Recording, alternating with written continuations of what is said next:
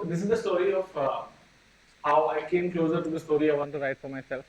And I'm going to keep it as informal and candid as possible, even to the point of embarrassing myself, because this is how I looked when I was very young. I was like this in school, and I had an only boys' school. So there were these batchmates who were really, fond of flaunting their, they wanted to get into fights and they wanted to flaunt their tattoos and they wanted to talk about their first girlfriends. And, that was the idea of cool back then. But I was this scrawny little fellow who was scribbling poetry on the back pages of his notebook. And so I felt really strange back then. But I think that's helped me. So I always loved writing in some sense, since ever.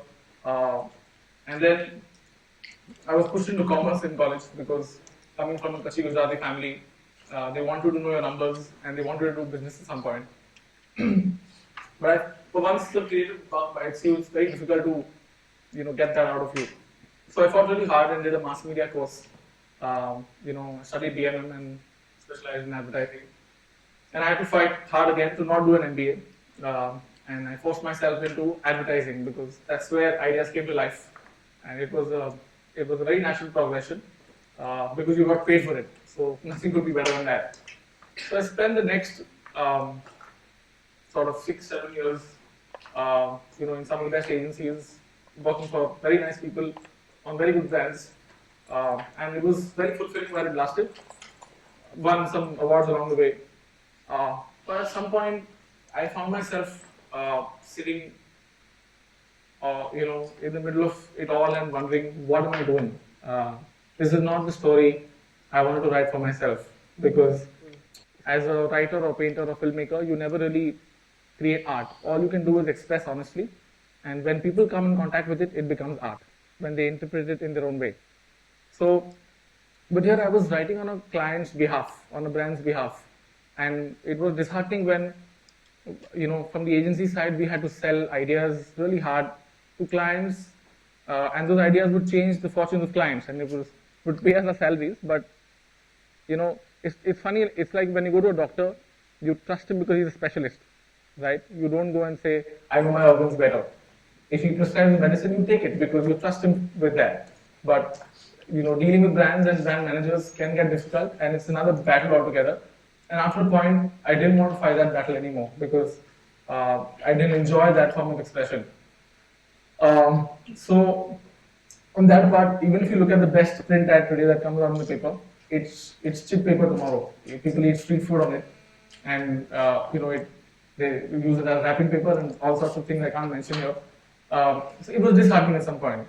But I have to say, it trained me, it gave me a lot of discipline, but I thought it's time to move on. Because there was a need to reinvent myself or the profession I was in. So those are two very big battles that, again, I didn't have answers to back then.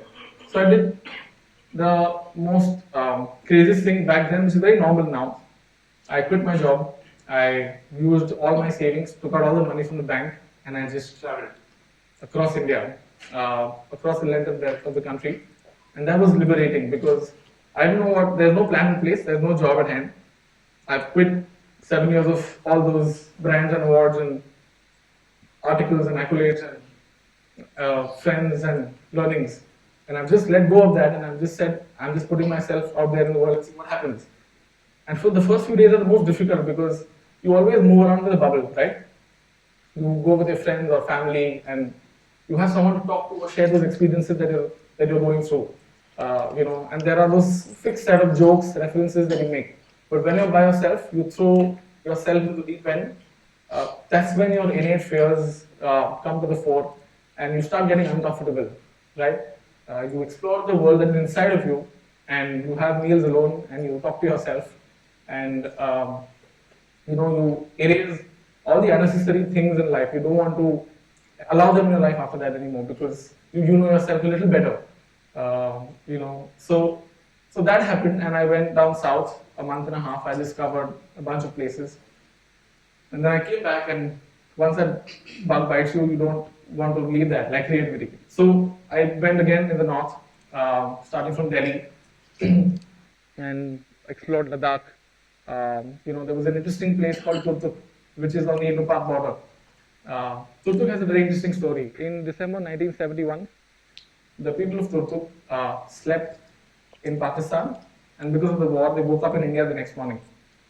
So when you discover stories like these, you want to discover more and more stories as you go on in life, and you don't want to stop. So Ladakh was great, and then I went to Kolkata because I wanted to always explore Durga Puja in all its glory, and I went to Shantiniketan by myself. That was a birthday gift to myself.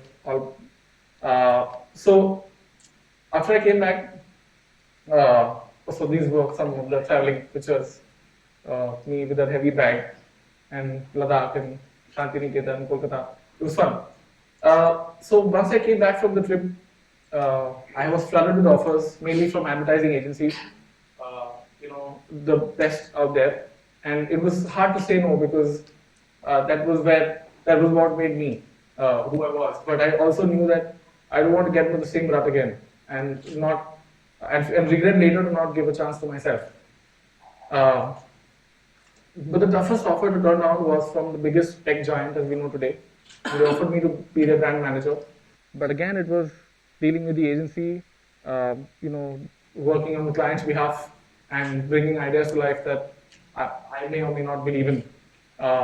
So I met this cartoon again during that period, and he is a friend and a partner now. His name is Anuj, and he has started this page called Terribly Tiny Tales in March 2013.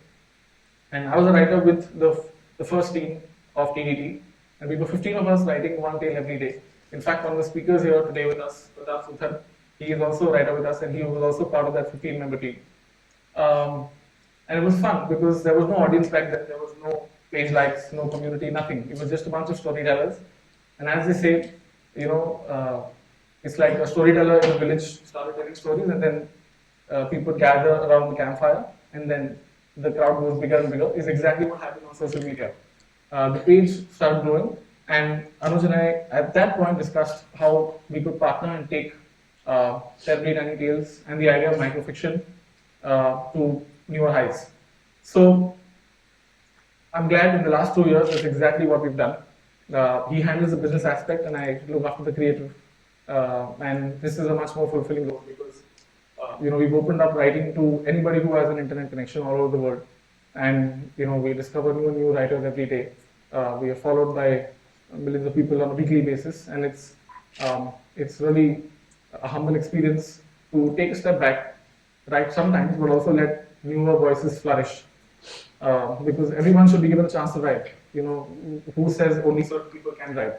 And when we get entries from Pakistan, Bangladesh, UAE, Singapore, it's really heartening. So because of the following, we also got calls from brands to make us a part of our tiny universe.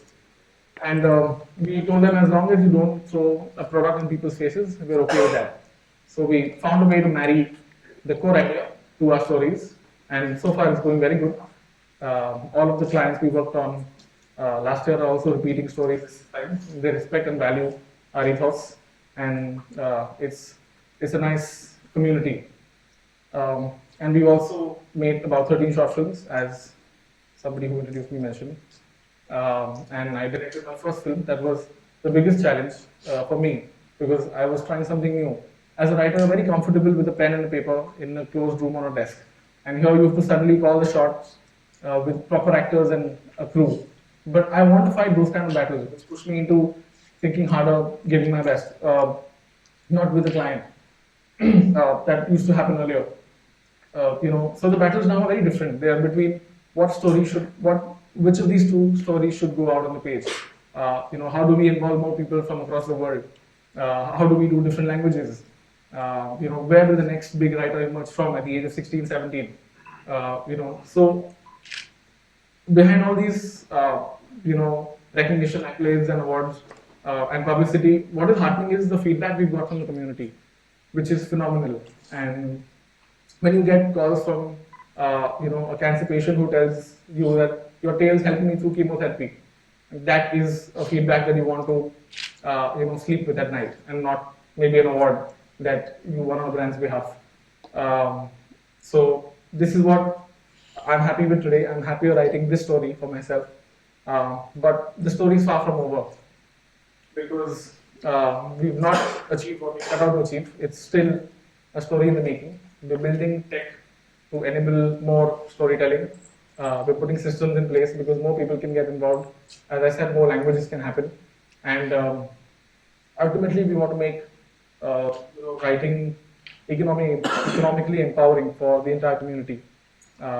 And I don't know what the story does for you, but especially the students, but I can tell you that sometimes taking a step back helps you take bigger strides in your domain, in what you really want to pursue.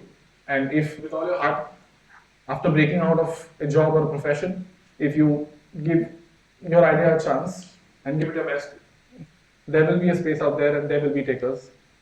All the best, and thank you very much.